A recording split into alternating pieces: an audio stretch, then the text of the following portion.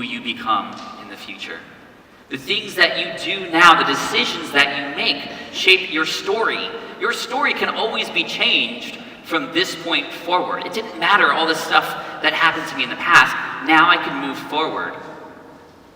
And so it was in that moment I decided that I was going to change my story. I was going to change my story from this worthless person who got let go from a job, even though he had done everything the right way, to somebody who was going to start his own business and see if he could control his own life. Because I wanted control.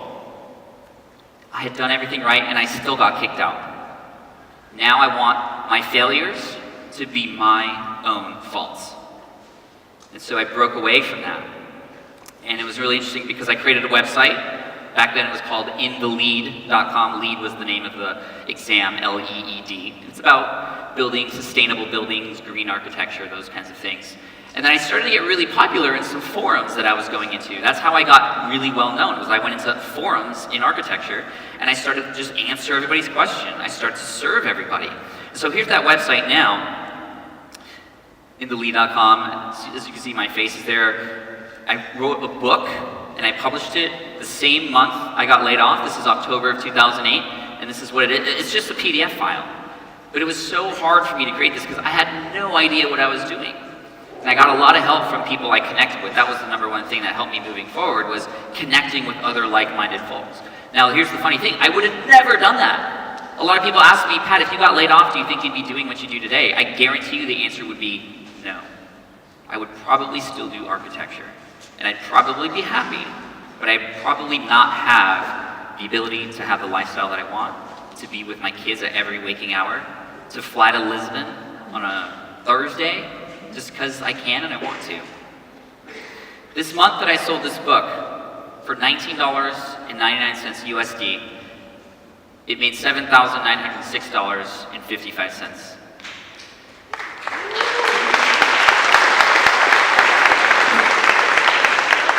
And it completely changed my life. It changed my life because, first of all, that's 2.5 times I was making as an architect. Also, I was waking up in the morning and there was more money in my PayPal account because of the way that I set it up using an ebook and just an email delivery system. But more than that, it showed me that internet business can be done in a very legit way, because when I did a lot of research, I found a lot of people who were experts, but they would share all but their most important secret. And in order to get their most important secret, I'd have to pay like thousands of dollars, right? Which is very much the reason why I created Smart Passive Income. I wanted to be somebody who shared everything for free. Now, fast forward a few months later in March, I was making upwards of $30,000 or more from a $19.99 ebook. It just blew up. People started talking about it and sharing it. I found my link on the actual forums that were officially from the United States Green Building Council. It was there. But even internally, even with this kind of success, it happened so fast, I didn't believe that it was true. I didn't think that this is a possible thing for me to have a lifestyle like this. I was still searching for an architecture job at this point. But then something interesting happened. Then I got the call. And it was a call from my boss, the one who let me go. And he calls and he goes, "Hey Pat, how you doing? Are you okay?"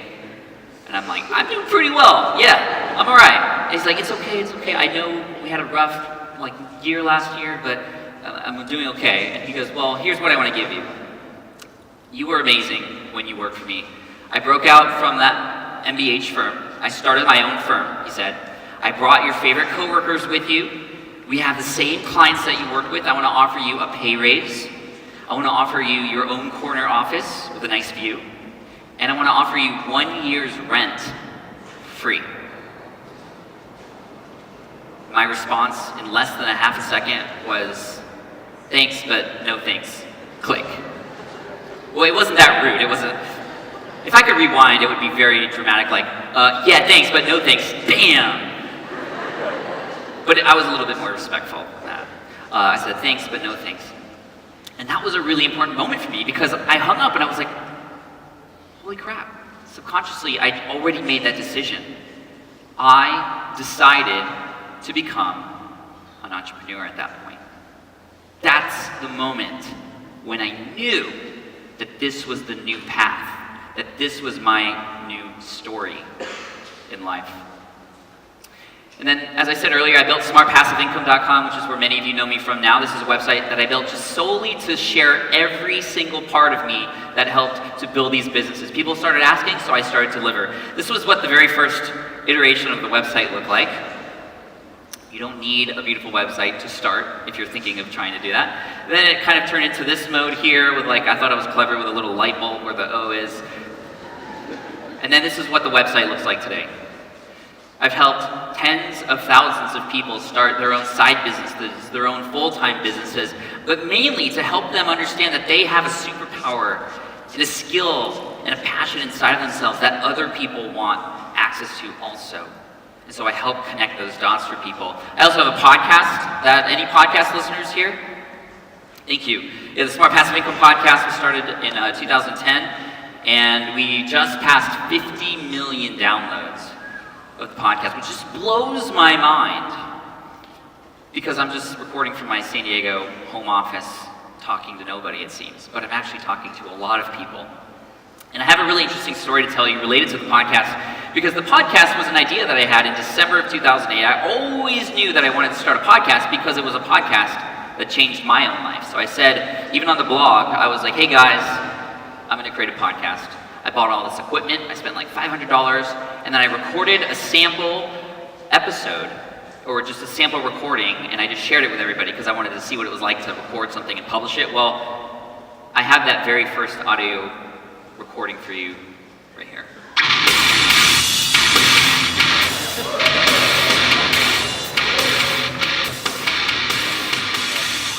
Hey everybody, this is Pat from the Smart Passive Income blog.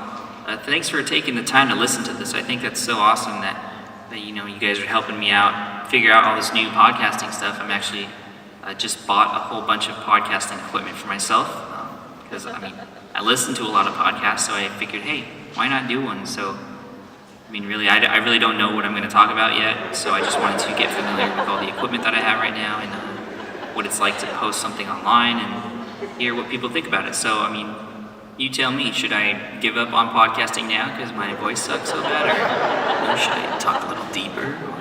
I really have no idea. So again, just thank you so much for taking the time to listen to me. Keep coming back to the website. I got tons of information coming up in the near future. And let's make 2009 a great year for all of us. Let's make it the most profitable year we've ever had. I'll try my best to help you get there. So again, good luck with everything. Happy holidays. And this is Pat Flynn from the Smart Passive Income blog signing off. Peace.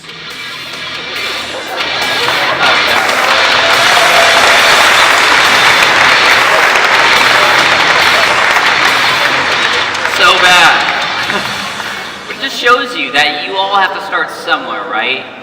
And my buddy John Lee Dumas once said, in order to become a master, first you have to start as a disaster. And it definitely felt like that. Well, that was December of 2008, I recorded that. I was like, guys, I'm gonna create this podcast. Well, my first episode didn't come out until July of 2010 because I was scared.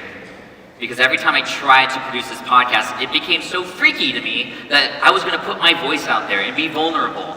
And I always went back to the blog. The blog was my little security blanket where I felt comfortable. It's really interesting because then it was at this point, I did a lot of research on fear, and I remember these moments in my life because I wish I only got started sooner. And so there's a book that I want to recommend to you, which has been sort of like just an amazing inspiration for those of you who are doing creative work. It's called The War of Art. Not the art of war, The War of Art. What an amazing title that is. It's by a man named Steven Pressfield.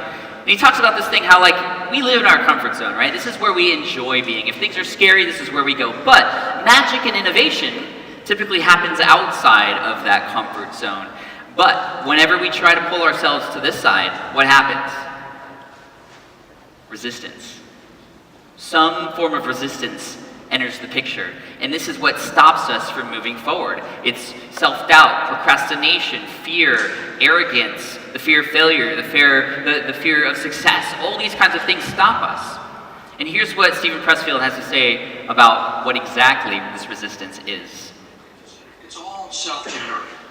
I don't think it comes from out there, but it's that anytime we're trying to access a higher part of ourselves, this shadow element enters the picture, like an equal and opposite force to the force of creation. Like another analogy I use is like if a tree, we have a tree, and that's our dream, our novel, or whatever creative thing, that tree casts a shadow.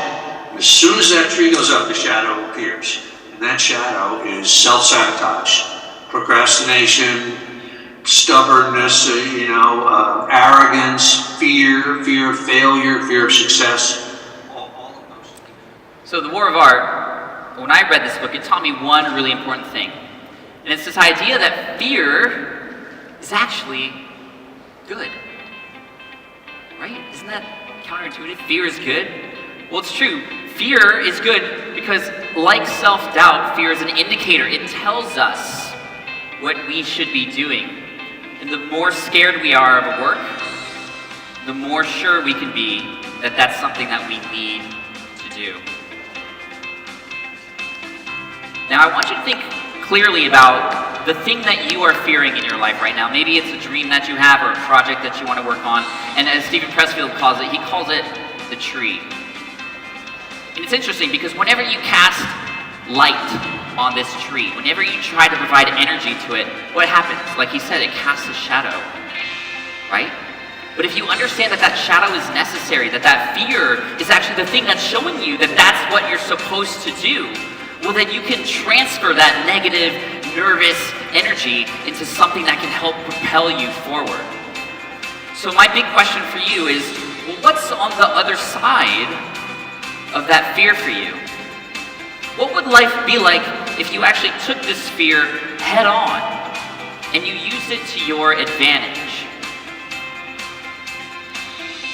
If I'm not a little bit nervous and a little bit fearful, that's when I'm actually the most scared. Because it means I'm not actually really wanting to do that. Maybe I'm being too cocky about it. Or maybe I just don't think it's that important.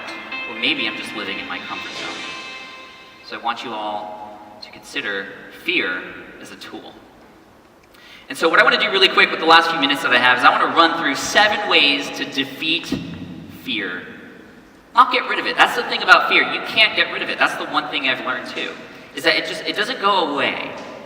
It's how you respond to that fear that matters. It's how you take that and transfer it into something else. Because trust me, I've tried to get rid of fear. I fear speaking. Maybe some of you saw me backstage running around in circles. But that was because I was getting energized. I was getting excited for this. And then the meditation happened and I was trying to fight that. But anyway. So 7 quick things. The first thing that I want you to consider is the fact that you're born with 2 fears, only 2 fears. The fear of falling and the fear of loud noises.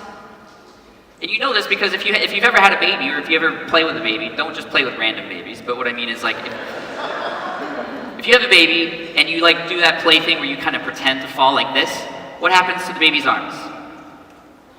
They just instinctively do that because it's built into their brains to sense that falling and try and catch themselves. Same thing with loud noises too. They have a reaction to it, like a knee-jerk, weird reaction. It's cute as a baby. It's kind of weird if I'm doing it. But here's the thing, only 2 fears. All other fears, you've learned. You've picked up from somebody else or society or your parents or your friends or failed experiences in the past. Every other fear you have learned. Therefore, it is a fear that you know that you can control. That you have the option to deal with. That you have the option to learn how to dominate. And these fears that were initially put into us are there because, we don't want to die. But a lot of these fears that we've given ourselves through society, parents, that we've learned, those aren't fears that are stopping us from dying. Those are fears that are stopping us from living. Next, I want you to understand that failure is a part of the process. Failure is something that people completely fear. But check this out. Tim Ferriss, the 4-Hour Work Week, it was rejected 26 times before it was finally picked up, and now it's a New York Times bestseller, and it's been on there for years. Harry Potter, this was rejected several times too. There was actually a tweet from Megan, and it says, how many no's did you get before you finally got published? J.K. Rowling said loads. She got rejected for Harry Potter. Can you believe it? Absolutely. Many times. Angry Birds. You all remember this game, right? This was the game that put Rovio, the company, on the map. This was their 52nd game that they created. And then Back to the Future. It was rejected by studios over 40 times. What if on the 39th time, Robert Zemeckis was like, 39 times, it's not going to work. My life would be completely different. I don't know what my favorite movie would be. Zoolander or something, I don't know. Here's the thing, the only true failure is giving up. Failures are learning experiences. They tell us, well, maybe let's not do that this way this next time. Let's do it a different way. But the only true failure is giving up. Next, I want to give you a question that you can ask yourself that's really helpful. It's something that has guided me. So if you're ever preparing for something, a presentation, or you're about to do something that is making you very nervous and you have fear, the one simple question I want you to ask yourself is, well, what's the worst that can happen? It's very funny. I remember when I first spoke on a stage for the very first time, I thought to myself about this question. And I wondered that if I was going to go on stage and people were going to throw tomatoes at me, I don't know where they got these tomatoes. They would just appear out of nowhere. And then I would slip on the tomatoes and I'd break my nose and I'd run off stage and I'd wake up naked in a ditch somewhere. That's literally the thought that I had. But if you actually think about the reality of the situation, typically, if you back up a little bit and be real with yourself, oftentimes the worst isn't actually the worst. And the worst thing that can happen is typically something that you're normally going to be okay with. So think of the worst thing that can happen. Fear, anxiety, panic. Don't see these as things that should hold you back. See these as opportunities. I want you to remember that. That equation is really important. Fear, anxiety, panic. There is always an opportunity coming out of that. But it all depends on how you shape that. And the best question to ask yourself related to this would be, well, not what's the worst that can happen, but what is the best that can happen? What is the best that can happen? Now here's a quick video of Will Smith. I'm actually gonna skip the video, but I want to paraphrase it for you. He says that when he went skydiving, he was the most scared he's ever been in his life. And when you go skydiving, they put you on the plane, they open the window, you're like, oh my gosh, there's the ground. And they go, okay, you're gonna go on 3, 1, 2, and they push you on 2 because you hold on 3. And he says that in that moment, when you are falling, when you are at the point of maximum danger, you feel blissful. It's the point when you're on the plane, or the night before in your bed, or when you're on the van on the way to the plane that you feel the most fear. Why? What good is that fear doing you? The point where you are actually in danger is the most blissful thing. So the tip I have for you is to go on 2. All right? Go on 2. This is the 6th point. And this is the one that drives me more than anything. And that is, I want you to think about those who you could potentially have an impact on. And are you actually going to let fear get in the way of that? And I think about that because I experience fear all the time, but I have these projects and things that I know I can do that will help people. Just like you all know you have the ability to help people too, but are you actually going to be that selfish that you're going to let your own fear stand in the way of you helping others? That's what I say to myself. And it always pushes me through. And I want to tell you a quick story about a time where I almost gave up on something because I was just tired of it, and I was scared, and I didn't know what to do with it anymore. And I'm talking about my podcast. In 2012, I wanted to give up on my podcast because it was just tiresome. It felt like a chore. Just every time I hit publish, I was like, oh, I gotta do this again next week. I was more comfortable on the blog, and I was getting more results on the blog. But I got an email one day. And this email was from a guy in Poland named Michał. Although I called him Michael for like 3 years, I didn't understand it was supposed to be pronounced Michał. Thank you, Thomas. Well, in this email, he says, Pat, you saved my life. Let me tell you how. I printed out the email because it was like 8 pages long. But in this email, he tells me a story. And in the story, he says that he was snowboarding one day, a year and a half ago, and he went off a jump, and he fell wrong off the jump, and he broke both of his legs. And he sent these x-rays in this email too, and you can see the screws there right at the bottom. Here's another view from the side. You can just see these plates in his legs, and he was debilitated. He could not walk. He couldn't take care of his family. He couldn't work anymore. He was just terribly sad and depressed about this. But then he said when he was in bed recovering that he discovered my podcast. And I don't have a physical therapy podcast. I don't teach health and fitness and recovery. But he said that it was on one particular episode that he listened to where I talked about goal setting, that when you set goals for yourself, you need to aim high. You need to reach almost impossible. That's your goal, is to be almost impossible. So he decided with legs like this that he was going to run a marathon. 26.2 miles in Warsaw, Poland over a year later. That was his goal. He said every day as he was rehabilitating himself that I was his coach. I was his coach. What? But he was listening to me every day, and I was giving him words of encouragement. And then at the end of this email, he shows this picture of him on 2 legs, crossing the finish line of the Warsaw full marathon. And he's holding up a sign, and I don't know what it says, because I don't read Polish. You can see down here, there's even plates holding his legs together still. And he said, well, let me translate the sign for you. It says, thank you to his wife, to God, to his kids, and thank you, Pat Flynn.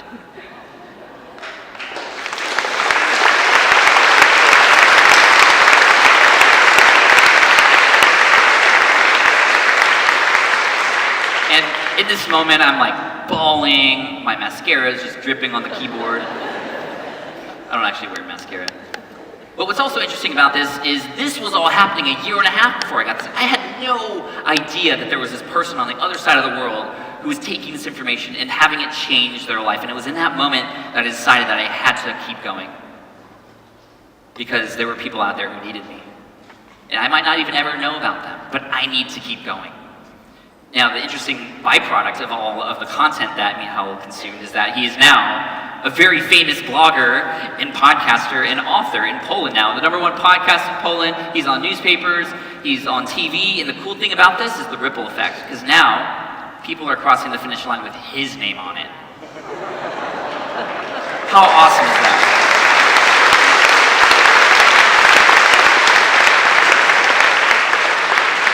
Now, the 7th and final thing I want to offer you is I want you to think back really quick to who I was in high school, that shy kid who was never trying anything new, who would never break out of his shell, marching band. Well, I still loved marching band. I still went to marching band in university, but I definitely broke out of my shell. And I don't know what was happening. Maybe we scored a touchdown, or maybe a girl waved at me or something. But I absolutely loved who I was and the life that I had. And moving forward, I got to realize that the #1 thing we could all do is just do what you love. That's the #1 thing that can get you through that fear. Just do what you love. And I want to leave you with a quote. This is a quote that I live by. And that is, I'd rather live a life full of oh wells than a life full of what ifs. Don't leave life with those what ifs. Thank you all for your time and attention today.